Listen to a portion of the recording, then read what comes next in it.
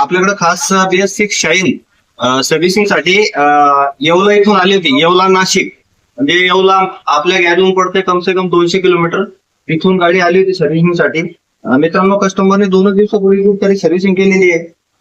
त्यामुळं गाडीचं काम व्यवस्थित झालेलं नव्हतं. भाऊंनी आपली रील बघून आपल्याला कॉन्टॅक्ट केला.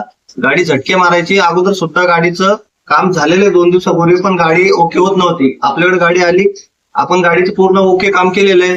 आता भाऊला विचारूया, भाऊने गाडी चक्कर मारली. भाऊ, गाडी कधी झाली? बरं, अगोदर कुठे काम केलं होतं? येवल्याकडे. काय बदललं मॅकॅनिक? पहिला गाडी झटके मारायचं.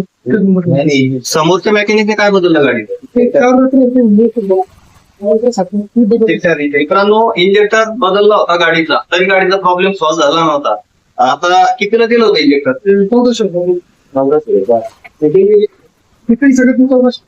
1400 घेतले. प्रॉब्लेम सॉल्व्ह झाला का?